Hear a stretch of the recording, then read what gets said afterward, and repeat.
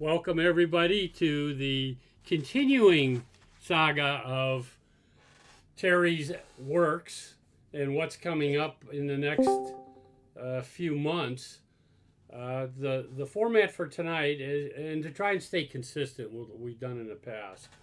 We'll start with Terry giving us his latest information on events and on his current books that are due to come out. And then we'll do question and answers from the field. Excuse me. You can either say them out loud, or you can post I'm them loving in the I'm notes. loving I'm loving the lighting you've got going on, Craig. You look a little bit like Gandalf. Lean forward. You've got a bit of a Gandalf the White feeling. There Fading you in and go. out of reality, am I? Love it. Automation. You got to love it. So, with no further ado, Terry Mancour. Hey, folks.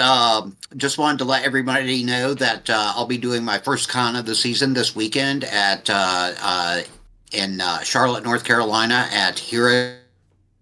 This is one of my regular cons that I do. I usually do this one in Baltimore. This year, Baltimore isn't going to work out, unfortunately. So we will have a full booth there. I've been working on getting new cards, new signage, some new T-shirts, that sort of thing set up for the convention this weekend. We'll be up there Friday, Saturday, and Sunday. Hmm? Booth 175. Yes, at booth 1754. It should be facing the entrance and fairly close to that. But we're pretty unmistakable. And of course, you'll see both of my sons standing there handing out cards, looking handsome. Reminder they are single, both of them. Um, just wanted to point that out. Of course, a comic book convention is not exactly a female rich environment in many cases, but I thought I'd mention that anyway. Um, in any case, it's going to be a fun weekend. I think we're planning on Sunday to do another AMA. Leading up to the Golden Goblin being released on July 15th. Very excited about that. I'm going back and in between doing convention things and artwork things and actually trying to write book 18. I am also doing my best to put together all the promotions for the Golden Goblin. I do have some news from Podium, which we had a meeting of all the authors this last week. The upshot is, and I'm not going to discuss the back end and things, but the things that concern everybody else. We are now going to be on the top 12 sites for selling audiobooks, not just Audible anymore, and Spotify. But we are branching out our distribution to a lot of different, a lot of new audiobook sites that will be offering at least the first three books, and I think the first book of each of the young adult trilogies. And over time, we'll be doing more and more. We didn't want to just dump them all on the sites at once. We're kind of doing a re-release with each site to introduce people to the series and get people who are unwilling or unable to use Audible, and a lot more of those than I thought there were. But get them to be introduced to the series. I'm going to prepare some stuff for those new venues. Specifically, the Spotify. I'd like to start doing more Spotify podcast interviews. That seems a really good way to get the word out about Spellmonger and do a little cross-site promotion for maybe some of the other new venues as well. So that was big news, and apparently it has already started to affect sales. So I'm very excited. I'll be very excited to see the numbers going forward on that. But it means that Spellmonger's in more than 2 places now, which I'm very gratified about. And I think with these 2 new books, the Golden Goblin and the Talon Flame, these are both kind of new introductions to the series, or a fresh inroad into the series. And I'm hoping that and because they're being published independent of the series, I believe they're also available for or eligible to be considered for certain awards in the audiobook field, at least. So I'm looking forward to that and seeing if I can't score something on that. But I will be publishing the details of the story contest and the playlist contest for the Golden Goblin in this upcoming newsletter, which I'll be dropping probably right after the convention. But sorry, I'm reading stuff in the chat.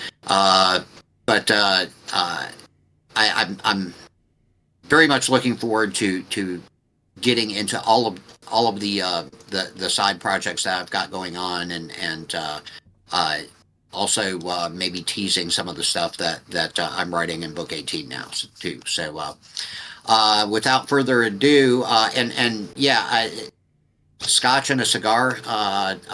That's kind of the effect I'm going for in this. Although with the tiki stuff I've got going on back here, I think a nice fruity rum drink might be a little more appropriate at this moment. So Terry, But what's your timeline for the other books you're working on? I have to turn book 18 into Podium on October 1st. That's my deadline for them, so that they can go ahead and get it on John Lee's schedule, which means that now that I've kind of turned my attention to other stuff for most of the last 2 months, immediately after this con in July, I will have to be back on the keyboard bus, writing daily out to my beta readers who are eagerly anticipating it. I have heard. And I don't. Yeah. Well, I don't blame y'all. I just wish things were flowing a little more smoothly. I've had a lot of life stuff this last 2 months as we've shuffled around my various children into different houses and rooms and stuff like that. And speaking of real life stuff, the next book may be turned in September because he's got a family wedding in October. Right. But that brings me to a couple of, I don't have specific dates or locations yet, but I will be in California in October. And it looks like I'm going to be in Maui in, is it late October or early September? Late October. Late October. I will be in Maui. And all of this has to deal with my sister-in-law's wedding, but I'd really like to in Southern California, Hawaii. I'm not sure how many fans in Hawaii I have, but I would love to.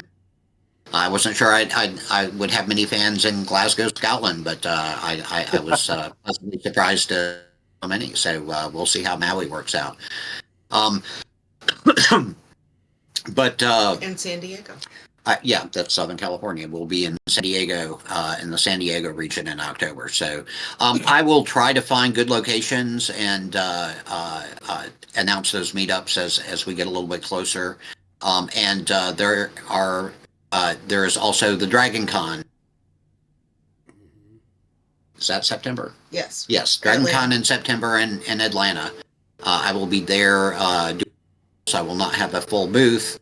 But I will be participating in panels, doing signing, and I'd like to do at least one off-site meetup for my fans who don't want to purchase a ticket but do want to meet me and get books signed and things like that. So I think that's all the major stuff that's coming up as minor stuff comes up. What's your timeline on that one?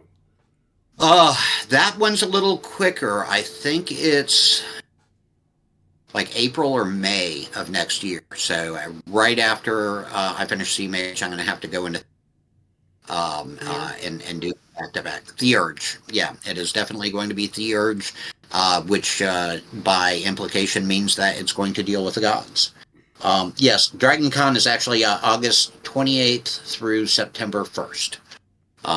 So that Cool. mark your calendars. And if you're in the Atlanta area, come by and see me. Love to talk to you. And it was just the Talon and the Flame, Terry. What's the latest from Podium on that one? Still do not have a release date. They are it is in production now. As soon as they are done with production, they start post production. That usually takes a couple of weeks. Once they get it through post production, then they can go ahead and put it up, set a release date, and put it up for pre-sale. So that's we're basically waiting to make sure that everything in production and post production make a release date. But I will give you that information as soon as I get it. So, me perusing the different channels, Reddit and Facebook and Discord, there's a lot of questions about how many kids does Min have and how many are we waiting to discover? Yeah, that's certainly a big question. Great question. Next.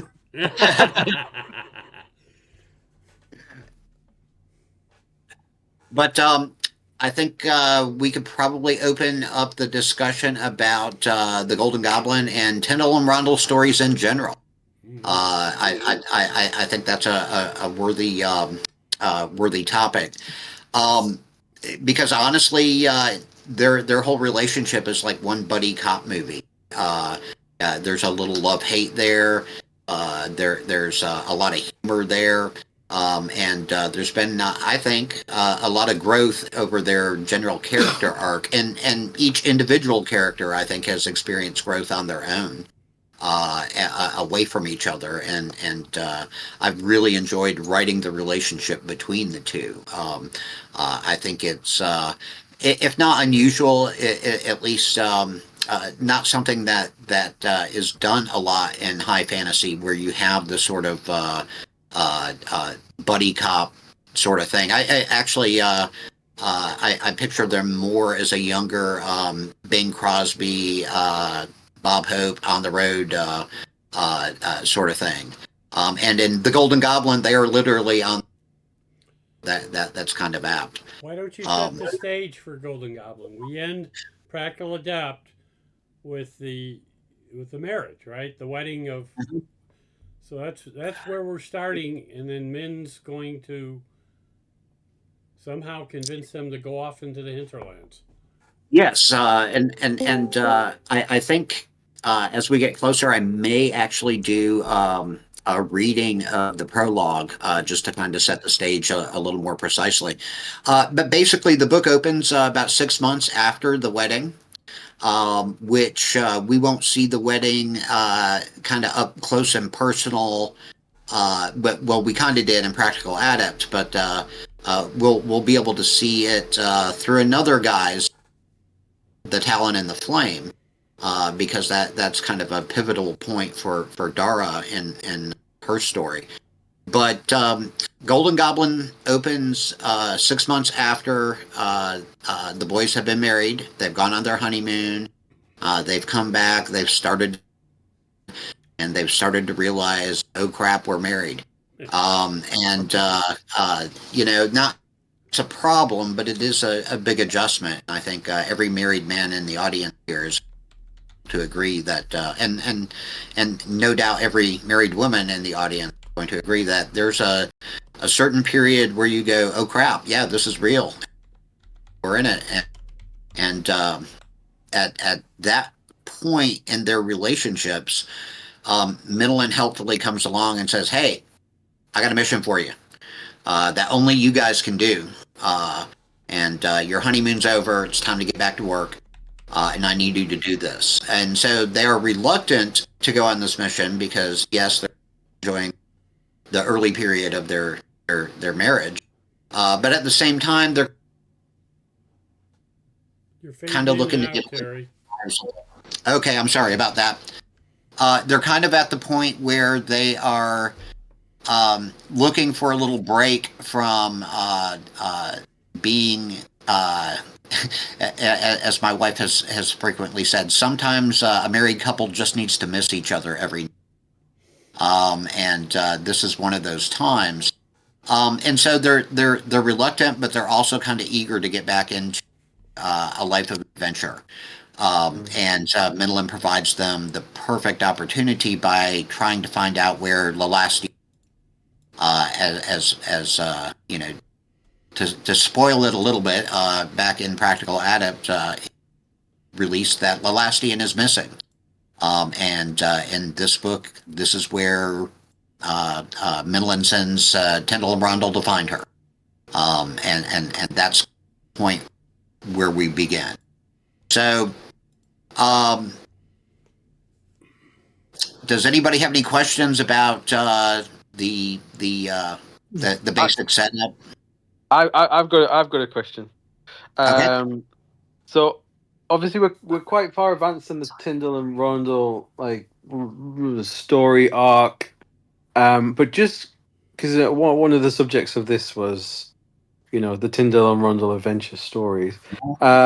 So my question is, way back, what was the inspiration behind Anastasia and setting up an entire order off the back of that? Yeah. It was really a tribute to youthful enthusiasm.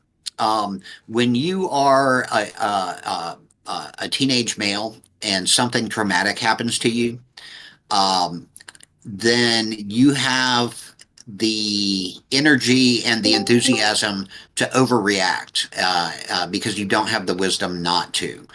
And this was a way for the boys to take their feelings and channel it into something that they felt was being useful of it. And it's something that they probably wouldn't do later in life because they had a little more mature experience, perhaps some better way of working through their grief and their regret. But I think that having Sir Festerin along uh, tempered that and kind of helped. And actually, Gur Carl having the whole episode of the Ugliest Maid in Castle short story kind of sets up, happens right before they do found the order. And I think both of their influences kind of sculpted the way that Tyndall and Rondell were prepared to work through their feelings about the subject. And hanging it all on this poor girl who met her untimely demise in a awful way, and who, as a character, we only get to know for a couple of pages. That's the kind of stupid thing that young boys, young men do. And as many of my friends with tattoos of girlfriends that they will attest. When you're young and stupid, you tend to overreact and You're breaking up, Terry. might do things that you might regret later. But in the heat of the moment, it is it seems to make sense. Makes sense. Okay, we're ready for questions from the field. Just not everybody talk at once. Who has a question for Terry? Also, hello. I'm Sean on Facebook. So you know. Hey, Sean. Anyway, I'm just curious. How have you managed to? You're gonna release 4 books in a year time span, and that is insane to me. That is crazy. Did you just sit down, binge it, and then just get it out of the way so you can take a break, or? Kinda, yeah. Especially the Golden Goblin. That was a book that's the fastest novel I've ever written at 6 weeks from start to finish. that's only that Shadow Mage, which I wrote in 9 weeks from start to finish. But admittedly, Golden Goblin is shorter.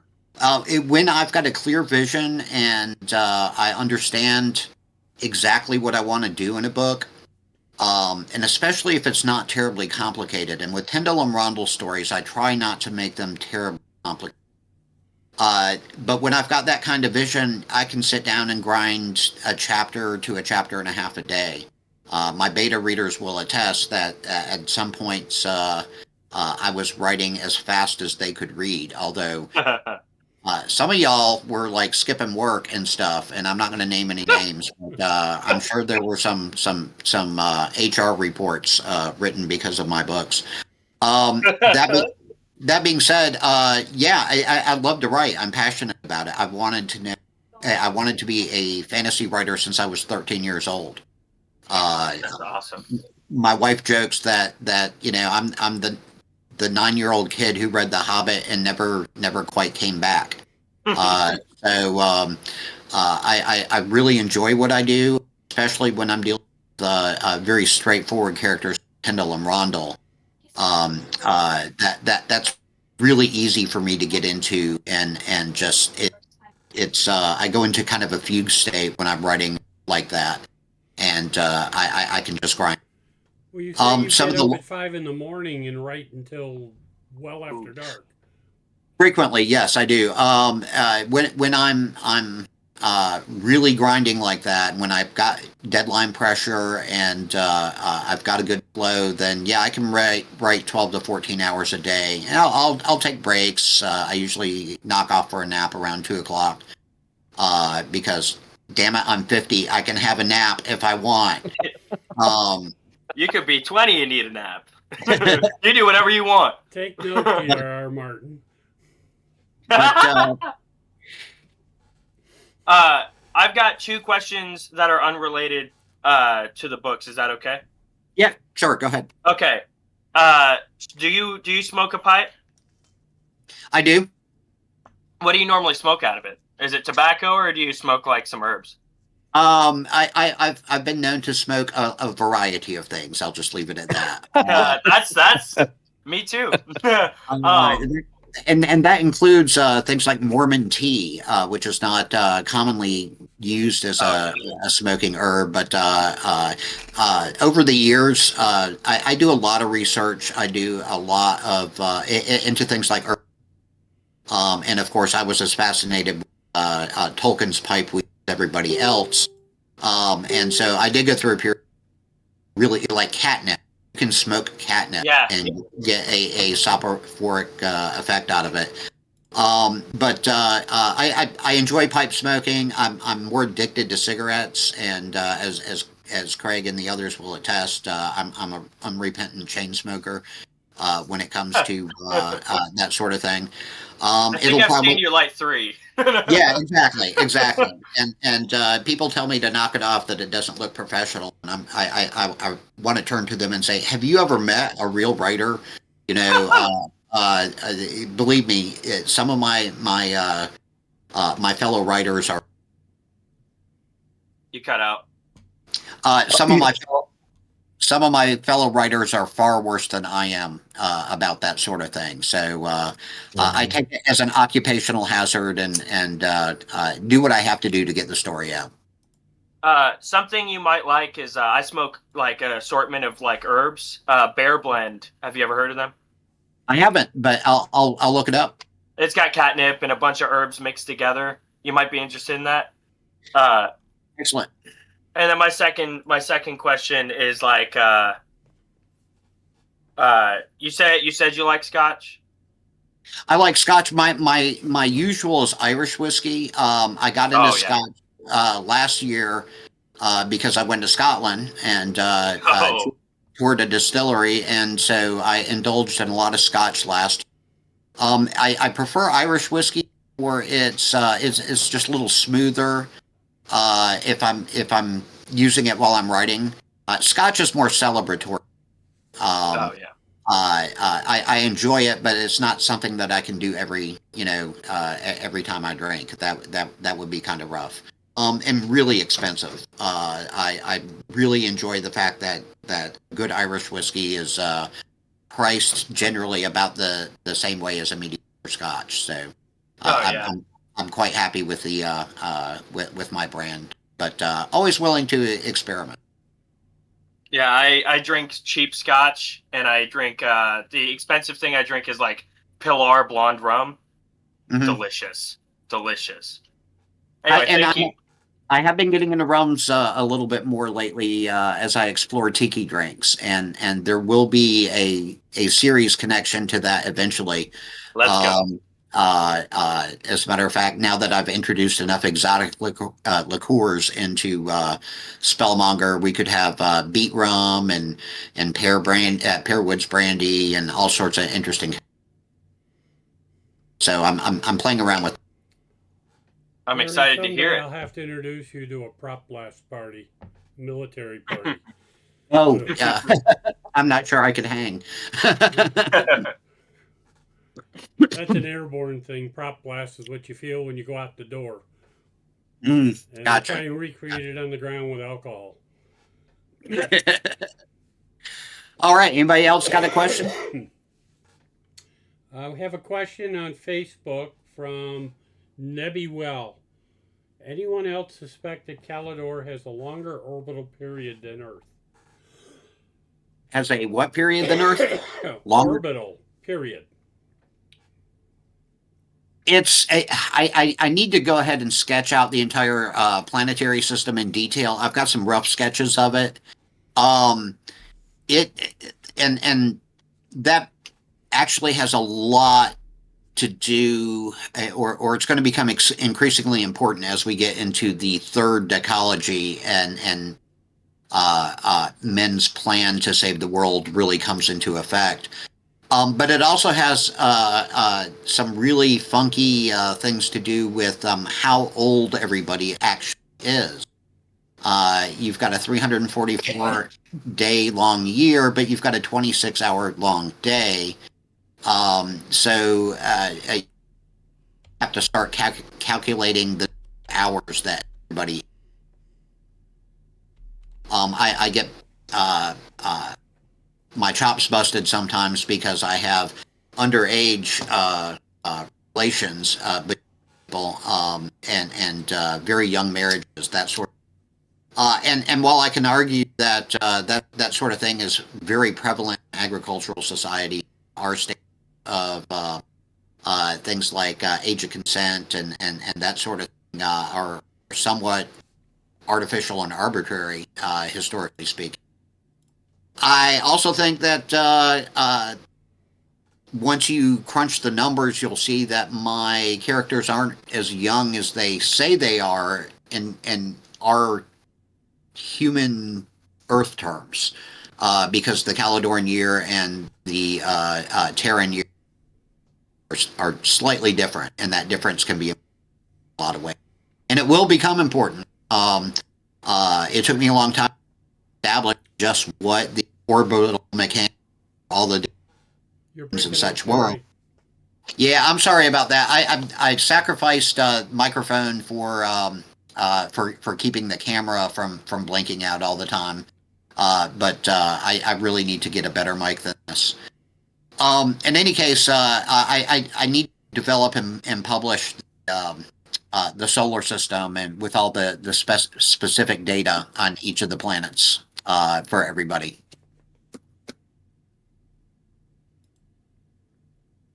Okay, that answers that question. While we're at that, where are we with getting the atlas out? That's the other question we get. It's coming along right now. My cartographer, who's a great guy, he's doing a great job, and he's waiting on me to get back to him about the Five Duchies map. That's the first one and the big one.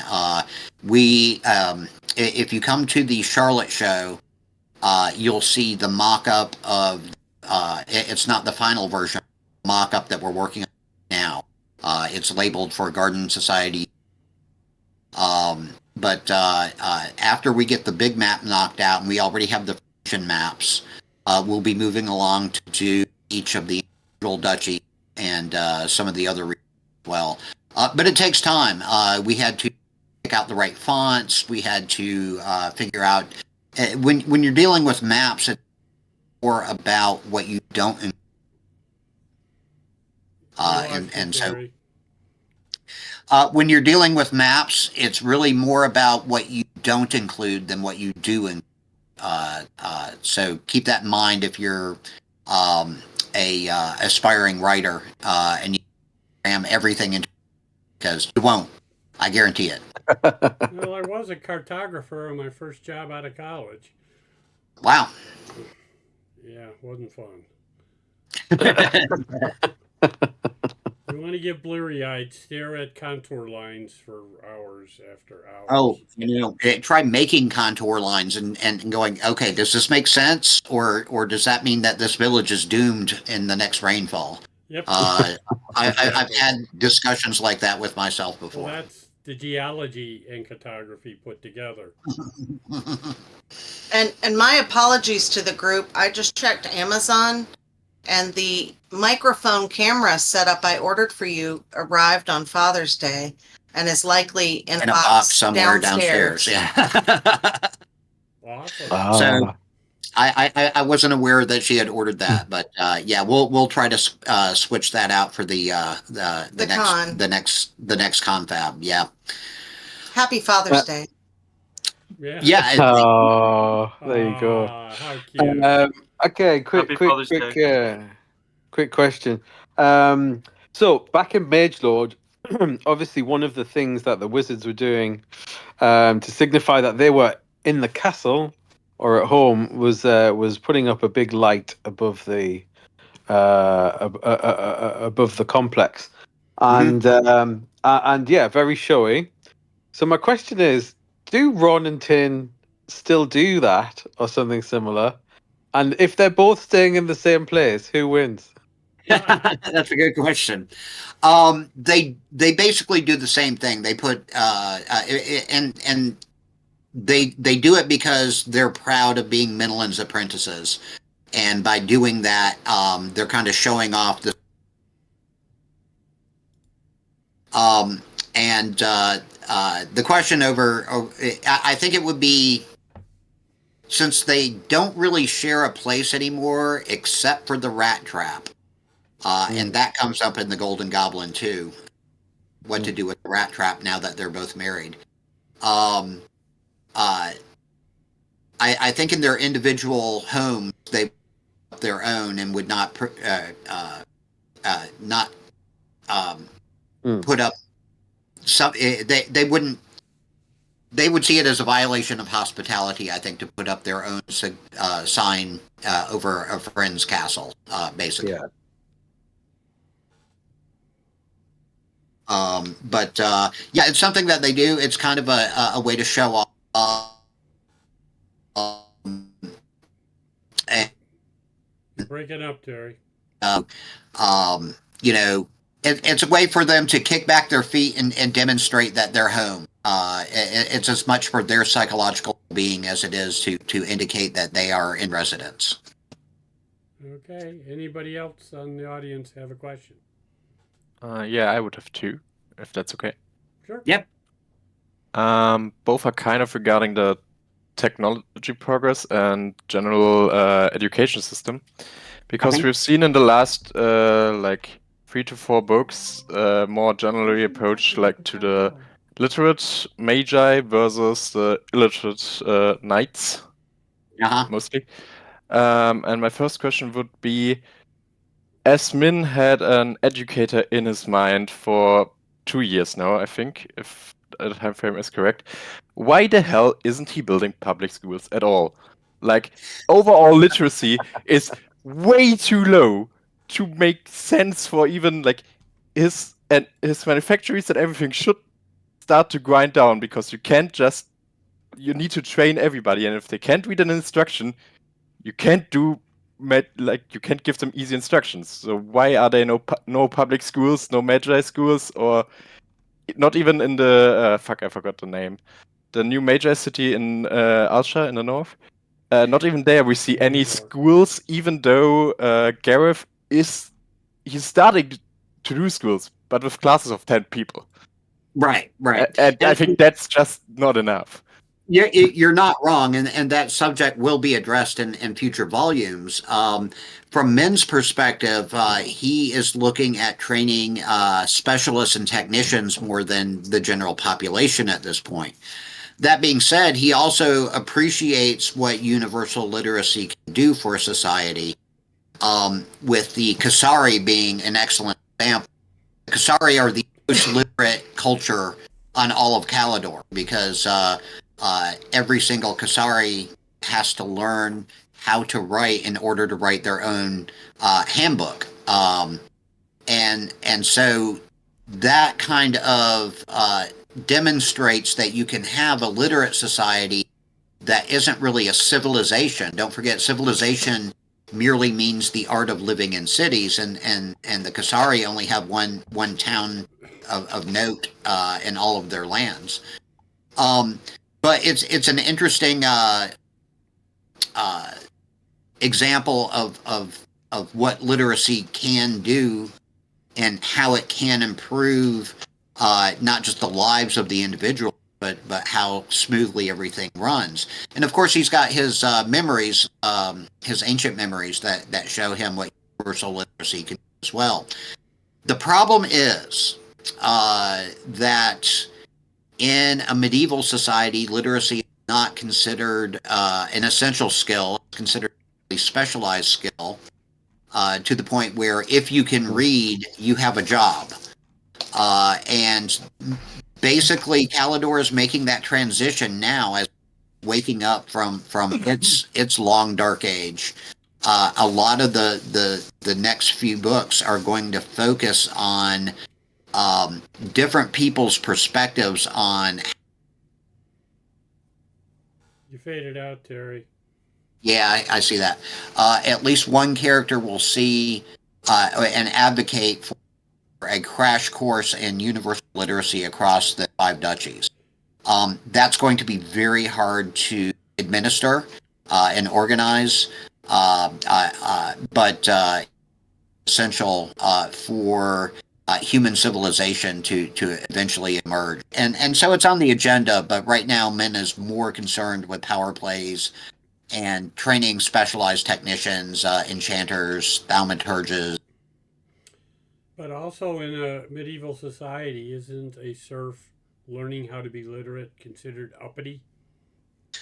It depends on the society. Honestly, it for so long in the Dark Age, reading was considered akin to magic, and was pretty much only used by the people who absolutely merchants, administrators, lawyers, and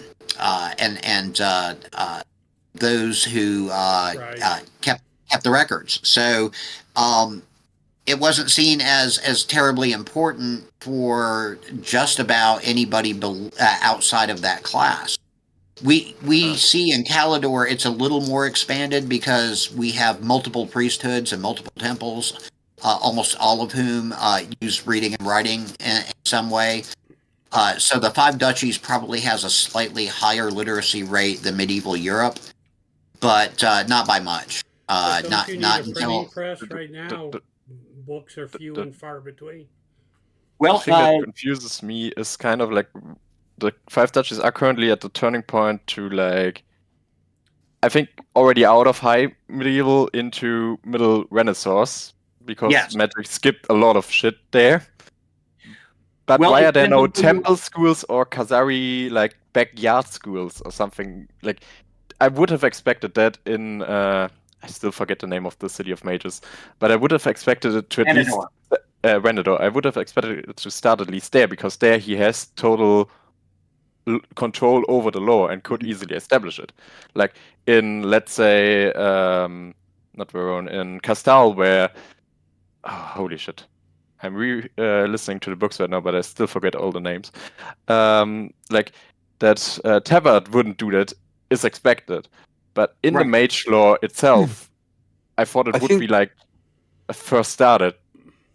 Yeah, I mean, I think this is something that we have debated before as well, and I think it's, when you look at the advancement of education across Europe, it's, I think one of the things Terry reminded me of like a few months ago was there's a really big difference between being in the town, which has got some development, and then being in the countryside, where you might be born, live, and then die within 2 miles of where, like 5 miles of where you live. So Right. Yeah. there's But just on no top of exposure that, to Dave, or incentive to get educated. when the Gutenberg Bible was printed, created the greatest literacy increase in Earth's history. Terry knows that from his college days. It also created the end of a lot of kingdoms. You started to get a middle class, you started to get educated people, you started to see countries break up, especially Germany and Italy. Well, and I do take a lot of inspiration from the history. I'm also looking at it from the perspective of once you throw magic into the mix, everything else gets a little weird. And there's politics involved in literacy, as Craig points out. I think that a lot of the lower classes in Calidor are legitimately they look askance at the people who can read because the ones who can are law brothers and who basically want to screw them and use the law and use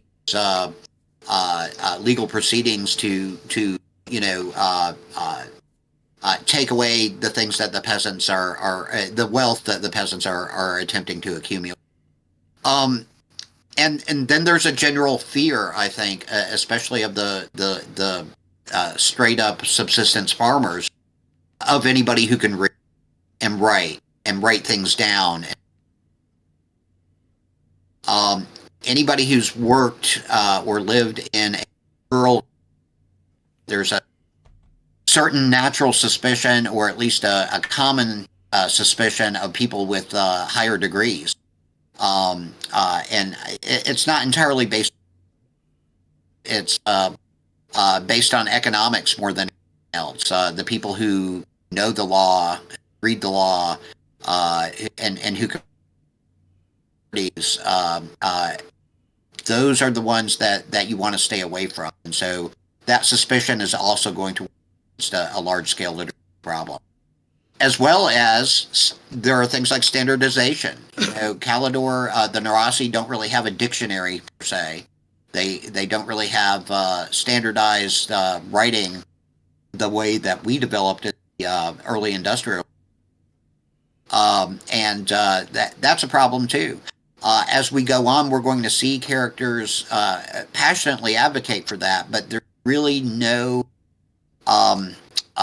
infrastructure in order to do mass, large-scale education classes that at this point. That doesn't mean that someone won't try to come up with a magical that, or at least try to. Well, what would the nobility's point of view be on that? Would they be for it or against it? I mean, the nobilities Yep. have that. Right. It depends on which side of the nobility. I think most of the mage lords would favor of it because they don't see the big deal. They have to read and write as part of their most of their practice. But the feudal nobility, they see reading and writing as a tool to be used, a necessary evil, something for the nerds, basically, not for the aristocracy. And so there's going to be pushback from the traditional feudal lords, but at the same time, I think we're going to see more support with the new mage lord class. And then once you add the techomancers in there, and yeah, that's going to be a thing. You're going to see a really wide number of perspectives on literacy in Calidor. Okay. I had a second question, but as this one took a while, if somebody else has a question, I'm like, No, you can go for. you're all good, Right. Kalua. Yeah, Okay. go for it. Okay, the second question actually is kind of in regards to the Technomancers.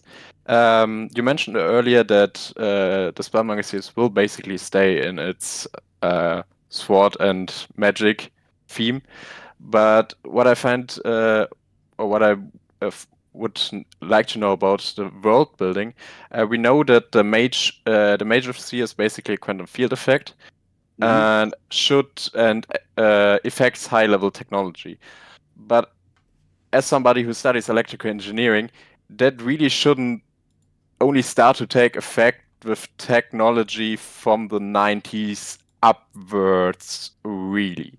Like everything before the 50s is pretty fair game without effects from quantum Sure. mechanics. And so how like how is there so much knowledge so quickly lost in the overall?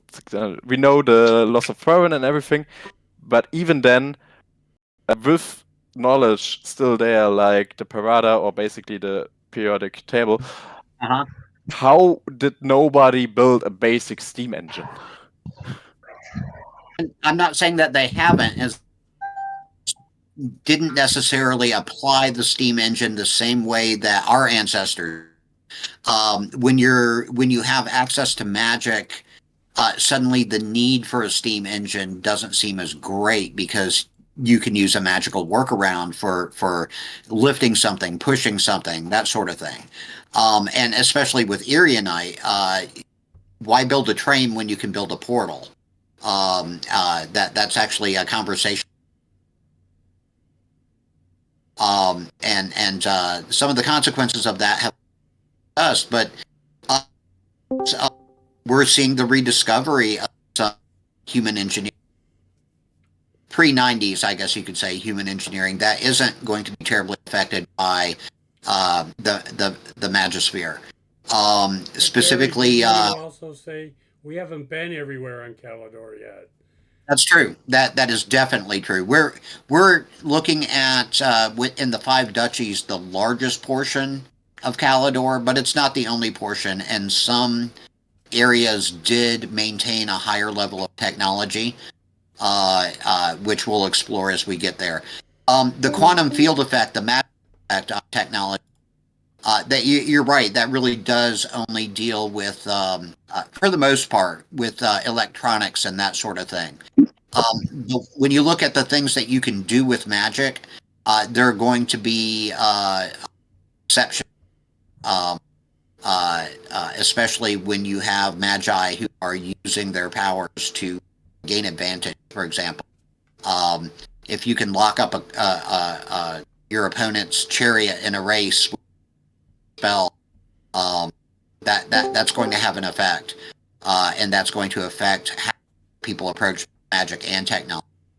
But things like the Kilnusk being given tricycles, that's something that's an appropriate use of technology, and honestly something shocked that we didn't figure out in the Middle Ages.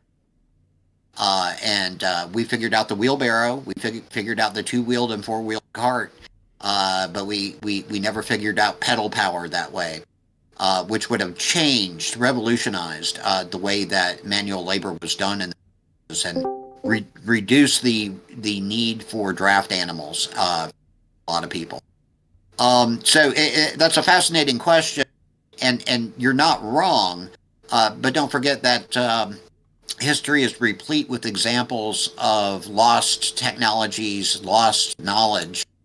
Everything from the Library of Alexandria to the loss of the classical texts during the Dark Ages in Europe, to the Chinese voluntarily giving up certain technologies in order to suppress them, be a threat to the imperial power. Just because the knowledge is there doesn't necessarily mean that it's going to be used and applied. And in a lot of cases, especially with things like alchemy, metallurgy, those technologies were purposefully kept secret or obscured in order to protect them from wider distribution and the development of competitors in those spaces. Okay, guess then I really have to wait for the Sorcerers of the Woods. I forget the names today really much. But then I have to wait for the Lalastian book because, like, the loss of technology on that scale for like, I think it was like 2 million people roughly at the loss of Pervin, and especially with the loss of Uranite after the early Magocracy, I would have expected there to be a comeback of technology, but okay, then I will probably have to wait for that. It sort of started in the later Magocracy after everybody moved to the mainland. But the industrial infrastructure that really would have allowed education was gone at that point. It wasn't developed. Basically, Merwin was a gigantic refugee camp of the Perwinese. And a lot of their more advanced stuff was either left behind or put aside as esoteric compared to making sure your pea crop gets in so your kids don't starve. When you make the shift from an industrial technology in an industrial society, pre-industrial society, your priorities change dramatically and quickly. And there were efforts to sustain the original human level of civilization, but honestly, they didn't make that change fast enough, and they didn't make it complete enough in order to keep the barbarians out before things kind of fell apart. And I will add that some purpose in that. Which will be explored in a later book, but there was a reason why literacy was de-emphasized in society, and it's kind of a surprising, which is why I'll not here, but there is a reason, I promise. Well, the nobility would like a more docile population, and with most of the people being subsistence farmers, time for education just isn't there. Well, I would go further and say it wasn't the nobility that did it. It was the colonial government that did it. And just leave it at that. Yep. Because my wife is elbowing me about spoilers. I warned everyone about her elbows. Okay. But great question. Next question. Anybody from the field? Yeah, I've got. Oh, sorry, you first. Oh, thank you. This is more of a. I've been rereading recently, and I love your world building. It's my favorite part of the series. I love rereading and finding all the little details that I missed on the first 4 read-throughs. And I had this theory in my mind, and I wanted to get your, thought from the horse's mouth before I build any other theories on top of it. But there's in the first couple of books. At the Malapar and Boval, there's all these spells that had been long disused, and they had to do with, purifying the water, taking care of the game, all that stuff. Mm-hmm. And they talk about in the second book when Verone was founded, they first, for the first bit, they had all these fish that were so huge, so massive, never seen them since. And I'm wondering, is that because of the Goblin Wars shutting down the spells of the Malapar so the fish aren't getting the benefit? Is that something that you thought theory, about? But no. Interesting theory, but no, they literally overfished those rivers to the point where all the good stuff got. And I've seen that happen in North Carolina. If it wasn't for our fisheries department, there wouldn't be a fish in our rivers because taking off and going fishing is pretty much a statewide pastime here. I've done it myself. That makes sense. I just wanted to make sure that before I went off on a tangent.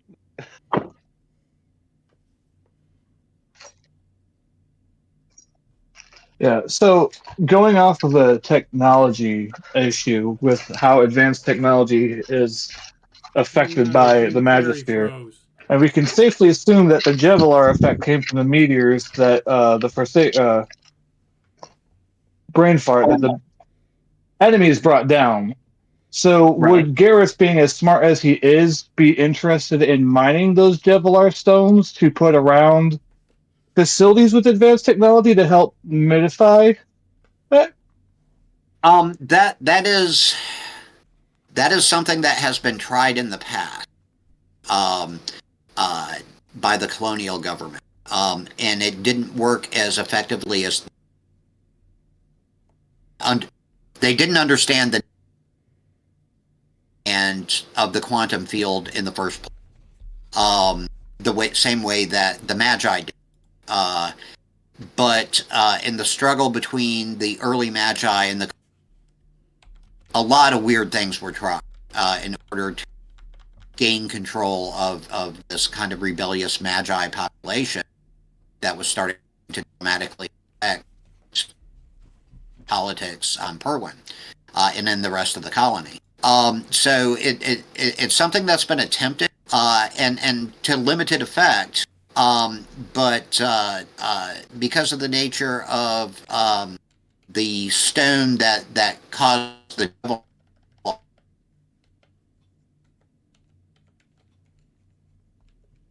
You froze, Terry. Jevelar, that's off kind of off. Okay, am I back? You're in and out. Cameras. Okay.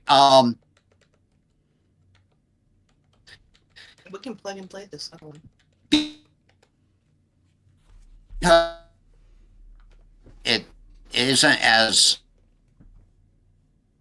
You're breaking up and freezing. effective, Terry. I guess you could say, as snowstone. Okay. You want to let me take like a 2-minute break and try to switch out cameras. It's up to you, boss. All right. Just give me a moment.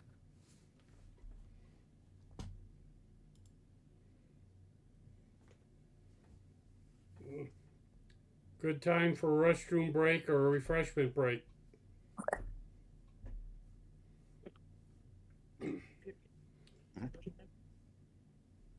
I'm in the middle of cooking chicken Alfredo, so I'm not going nowhere. Good for you. Every time I see have Terry some? light a cigarette, I have to light a cigarette.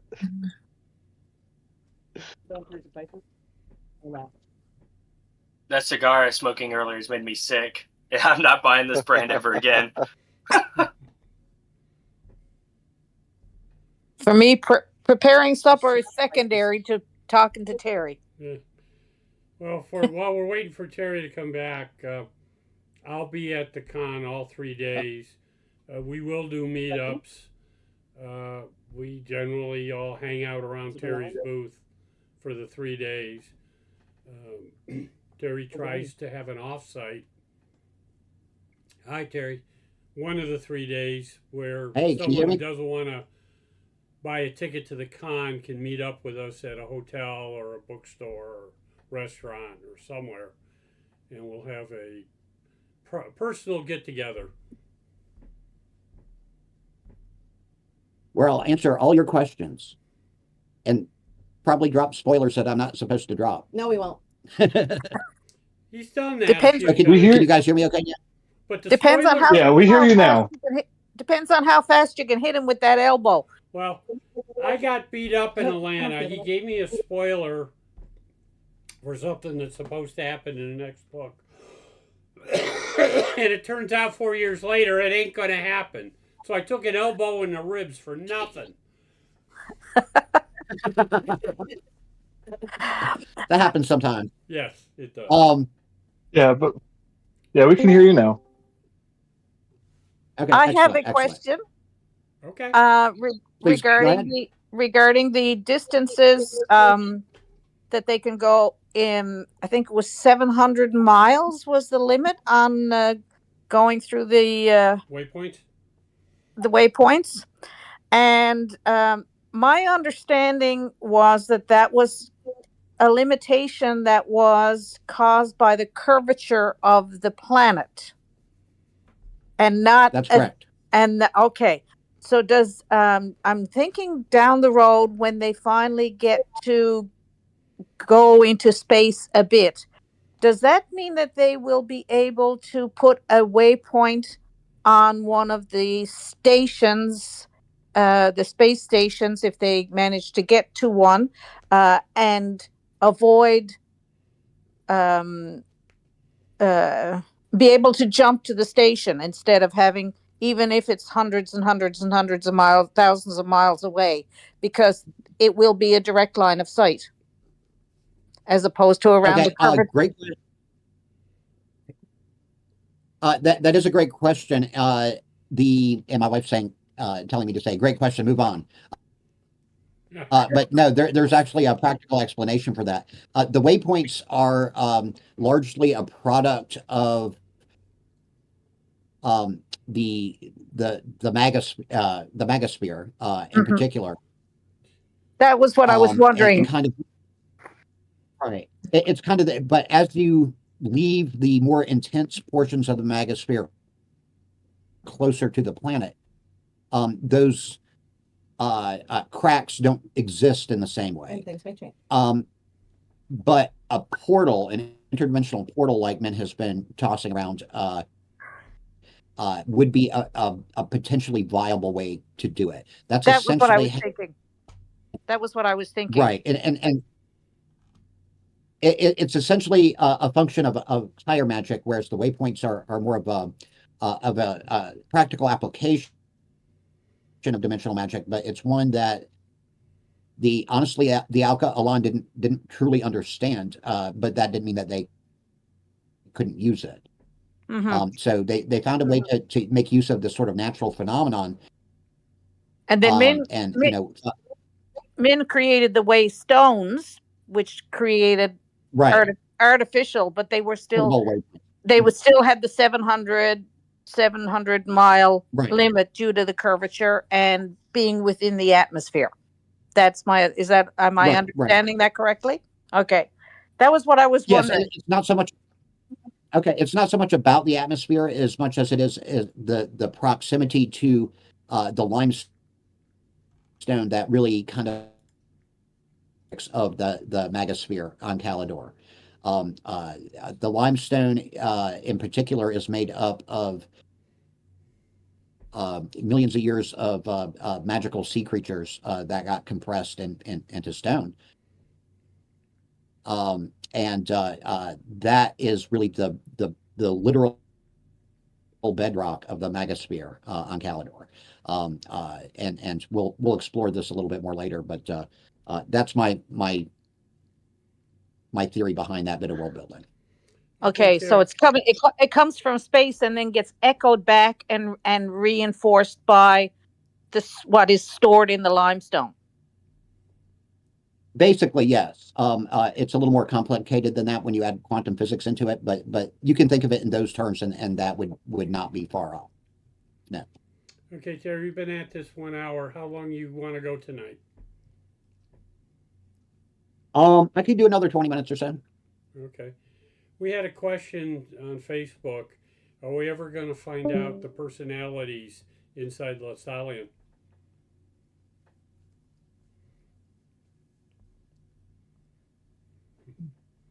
Oops, sorry. I want to say we're going to get some hints, but we're not going to get the same level of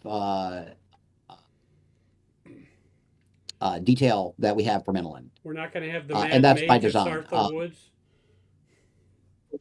No, she's already pretty mad, and by the end of the Golden Goblin, she's not just mad; she's pissed off. I'll save any more detail for that. But no, we're not going to see those because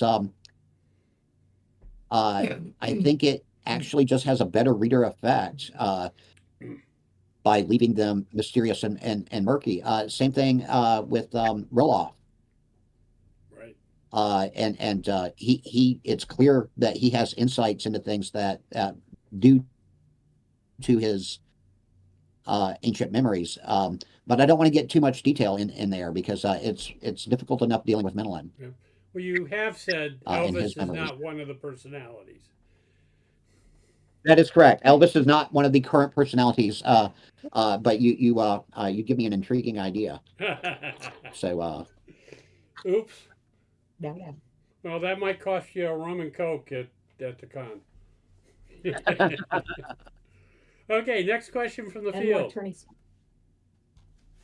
I had an interesting question. Gareth was given the basic plans for what I assume is the World War I era biplane from the Cave of the Ancients. So how long until we get a scene of Gareth flying his enchanted biplane right alongside Nadia on her bird? That's an interesting question. Let's just say that Gareth's going to skip right over the biplane and do something a little more spectacular with that. He found not just how to build a biplane, he found out how to build all sorts of intriguing stuff. And over the course of the next couple of books, you'll see just how creative he can be. Gareth the Rocketeer. When it comes I to can see it. Well, don't forget he's he's an engineer. He's learning engineering, but he's also a very talented thaumaturge. Yep. So you put those two together, you're going to get some very interesting results. Awesome. Especially now that we're on topic for my next question. I was questioning if I should jump in, but we're right on it right now. How is Gareth going to go about like CNCing and like getting these exact measurements down to get these precise machines? Like, of course, he can make his own, but like for example, when the vehicles die and go down, how is he going to fix that? Because that requires intricate molds being made through CNC. That requires like a lot of different. Just for example, I work at a factory right now that makes tubes for exhausts, and that's already vaguely complicated machines that already require CNC. So how would he go about making these exact planes? Very good question. First of all, he has access to magic, which means that he can use Mage Sight and other spells to get very, very specific. You want to talk precision engineering.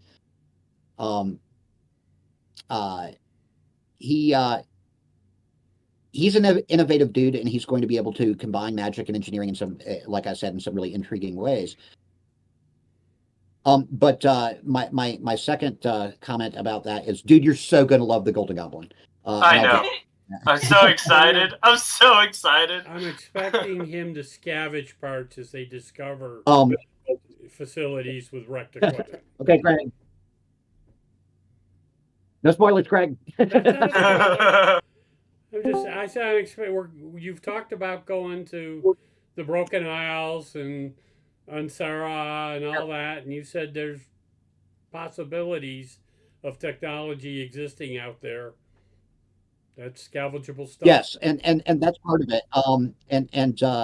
You're not wrong. We're looking at trying to adapt high-tech industrial production to a world where a millwork is really the most complicated piece of machinery that they've dealt with.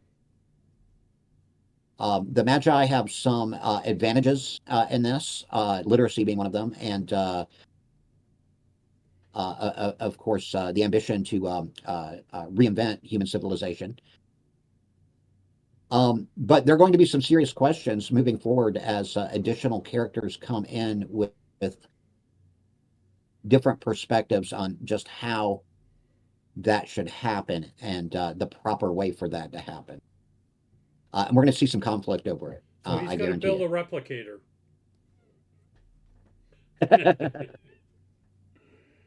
Cool. Next question.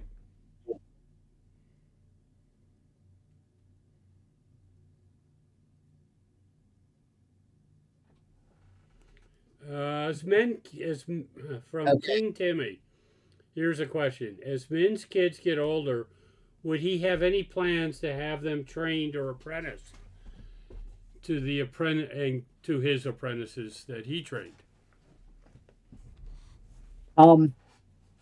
It depends on whether or not they actually have Rajira. Don't forget, there's no guarantee that any of them will have Rajira, although it's pretty likely that they will. And I'm not sure that Tyndall or Rondell or Dara, for that matter, would necessarily be the best person to send them off to. Min's got a lot more options now than he did. and after establishing the magical academy at Old Sevendor Castle, which sets me up novel at some point. I think we will see men apprentice as children for tradition's sake, but most of the academic side of becoming a mage, they'll end up picking up at one of the magical academies. More than likely Sevendor, but no guarantees. Not everybody gets in. Okay. Anybody else in the group have a question?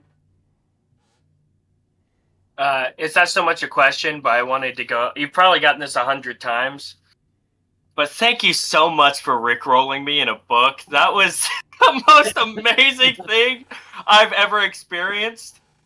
And the way you went about it, the way she kind of just like stumbled into the joke, just killed me. That was one of the funniest things I've ever experienced. You had to be a beta reader to see the comments flying across Discord as the different beta readers got rickrolled. Terry was getting it from all sides. And I always reply with the exact same thing, which is, I feel so ashamed. Well, you said a truck driver told but, you he almost wrecked his truck going down the highway. Yeah, that was a little concerning. I have a large number of fans who are 18-wheeler drivers, long distance truckers, because they can put my stuff on, and before they know it, they're in Oklahoma. But yeah, that rickroll almost caused me. But the basic story for that, and I've told it before, but just to recap, my youngest son and literary heir Hayden, he was a senior in high school at the time, and at prom he managed to rickroll his entire class from the stage. And he basically suggested that I try to rickroll my audience some way. And when the right situation came up, I honestly couldn't resist. And I remember shaking my head, walking around the house going, oh my God, they're never going to let me get away with this. They're never going to let me get away with this. But it's been one of the most intriguing things about both my books and my audience is that just about everybody took it with great humor and appreciated it for what it was. There's a real danger as a fantasy dealing with, I guess, popular culture subjects.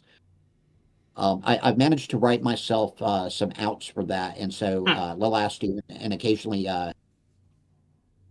Middlin can make references that the audience gets that nobody else gets, that the other characters don't get. But that's a really thin line, and I really hope I don't go to the point where I shatter someone's suspension of disbelief. Oh, yeah. So something I want to be careful with, but I really enjoyed that, and I'm glad everyone else did too. That book is probably one of, if not my favorite, one of the books just from all the pop culture references. Like the Bee Gees doing the CPR was amazing. Well, and anybody back when I was taking CPR classes, that's what they taught us, is that you use staying alive to time your pulses. That's right. And working it in there like that was just it seemed natural, and it also from my perspective. Him thinking it was a chant was the magical chant. Was probably the most beautiful thing. And so I've got a question just to bring it around, because Craig, just to where we've got the last few minutes. Question just to bring it around would be, what was your favorite thing about writing Golden Goblin?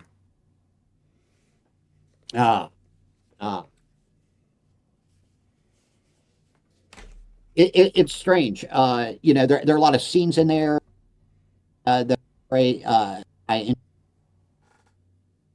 That are great, but I think the thing that was most satisfying as a writer and this is subtle, but and great question, David. That really is. It's subtle, but I think the thing that I enjoyed the most about it was how I had to very subtly shift perspectives between Tyndall and Rundle. Just like I did with the previous Tenenbaum books, every chapter shifts perspective from one to the other.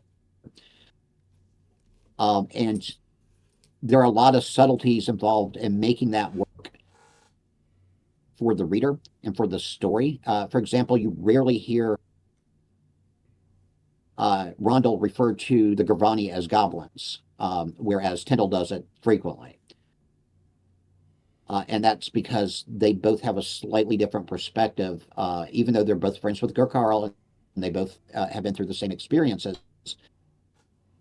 Rondell finds it a little disrespectful to refer to someone as a goblin, a Gurvan as a goblin, just as a matter of propriety, whereas Tyndall doesn't really care. He accepts the more folklore elements of the Gurvani and is a little more, I guess, prejudicial against them, or at least more vocal about it. And there were other things, trying to keep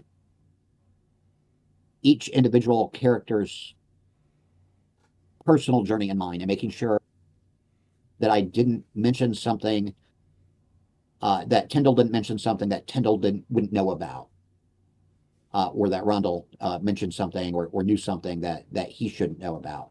So that was subtle, but it also forced me to go back and pay close attention to their previous stories. And just dealing with them again, they started out inspired by my boys when they were young. But they've really grown as characters over the years to the point where they're similar to my sons, but they're not Hayden and Owen. They are definitely their own characters, with their own attitudes, their own petty beliefs, and their own insecurities. I think that was part of it too. Each one feels insecure about the other one. And Tyndall feels judged by Rondell, and Rondell feels judged by Tyndall for entirely different reasons. And then finding those points where they do slide into agreement, and they may agree on a course of action for two entirely different reasons, but they also trust each other enough to know, okay, even if this is a really stupid idea, yeah, I'll hold the goat on this one and let things play out just because I trust you, and I'm not going to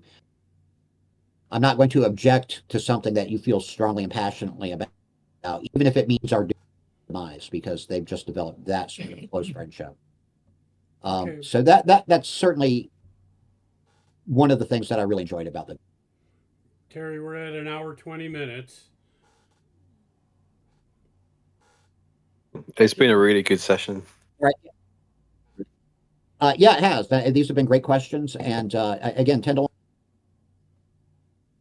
I like them.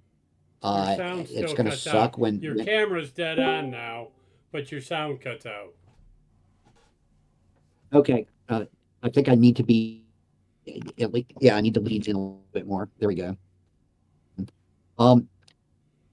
But they're great characters to write. If you are an aspiring writer, then pay attention to the subtleties of how two close characters interact. And don't make them just yes men to each. Put them in conflict. Like the On the Road movies. Those are great examples for how to run a good pattern between characters, and do it in a believable way. I liked how you followed the Heart of Darkness theme. That worked out really nice. That is another major thing and thanks for bringing that up, Craig. I blatantly stole some very important elements from the Heart of Darkness, which was a amazing novella by Joseph Conrad that, among other things, what Apocalypse Now was based on. Right. And it's an amazing story and a deep critique of colonialism. But I didn't take Conrad's perspectives on colonialism out of whole cloth. I really tailored them to both the Gravani and the humans, and to a larger extent the Alcalan and even the Vundel, and looked at colonialism from a lot of different perspectives that challenge our more traditional idea of colonialism bad, or what constitutes colonial, and really worked to show a very sophisticated, if not always well-run society emerging from the Gravani in particular. I think that if you have even a vague interest in the idea of colonialism, the Golden some interesting perspective for you to consider. Okay, Terry, you want to wrap it up and do your summation? Yeah. Well, thank you all for coming to this, and thanks to the Garden Society for organizing it and running it. You guys do a great job as always. I look forward to seeing everybody who's able to show up in Charlotte this weekend. I'll be there from Friday all the way to Sunday, and if I'm not at the booth, I'll be in the. But I don't think I have any panels scheduled, so I should be there full time. Come by, take a picture, sign some books. Got some new T-shirts coming in. Got some posters, and you can probably squeeze a spoiler or two out of me if my wife isn't around. So by all means, come on by. Craig will be there, probably dressed in his Dumbledore outfit. Although, Craig, you realize with the beard, you totally ruined your Stan Lee outfits now. No Stan Lee. I don't think he ever grew a full beard for the Marvel movie. So, Nope, but I'm looking forward to seeing Dumbledore. I really am. White with, honestly. My daughter did a good job making that. She did. But everybody else, I know Dave was also planning on coming. Yeah, U.S. Dave. And yes, U.S. Dave. The other Dave. Probably not. The other Dave is not welcome. Oh, he's lovely and much younger than me, so we're allowed to rib him a little bit. Yeah, that's so good. But I'd love to see each and every one of you out there. If you miss me there, like I said, I will be in